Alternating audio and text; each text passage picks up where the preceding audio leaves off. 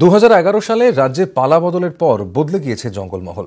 মাওবাদীদের আতঙ্ক কাটিয়ে জঙ্গলমহল এখন শান্ত, কিন্তু বদলেছে সাধারণ মানুষের জীবন। কি বদলেছে বাঁকুড়া লোকসভা কেন্দ্রের অন্তর্গত জঙ্গলমহলের মানুষ?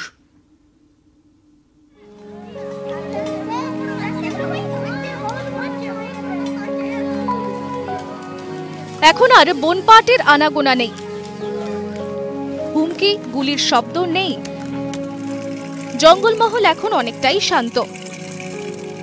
ঝিলিমিলি, সারেঙ্গা, রায়পুর, সুটান, বারিকুল, খাতড়া বাঁকুড়া লোকসভা কেন্দ্রের অনেকটাই জঙ্গলমহলের অন্তর্গত। উন্নয়ন নিয়ে কে বলছেন এলাকার মানুষ? জঙ্গলমহল শান্তি আমাদের ফিরেছে, রাস্তা, পথ, ঘাট, পানীয় জল, স্কুল।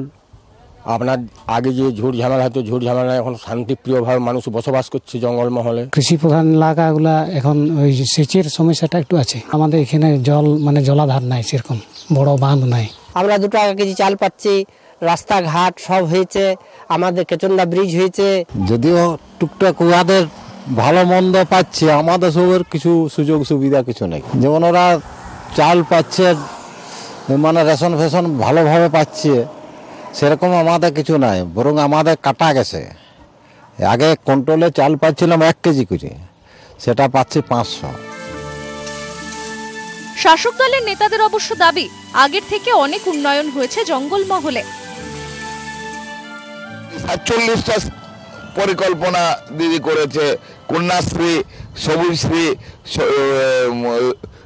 রূপশ্রী, যুবশ্রী। মুখের ভাষায় বলা যাবে না পরিবর্তনটা কি হয়েছে।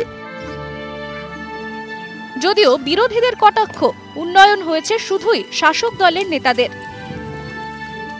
আজকে যদি উন্নয়ন হয়ে থাকে তাহলে অজিত মুর্মুকে খুন করা হলো কেন? ভোটে, পঞ্চায়েত ভোটে অংশগ্রহণ করতে পারছে না কেন?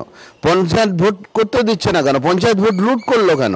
উন্নয়ন হয়েছে শুধু নেতাদের পকেট ভরাবার উন্নয়ন হয়েছে। কারো মুখে প্রাপ্তির হাসি, কারো কথায় ক্ষোভের আঁচ। ভোটের মুখে 2 ছবি উঠে আসছে বাঁকুড়ার জঙ্গলমহল থেকে।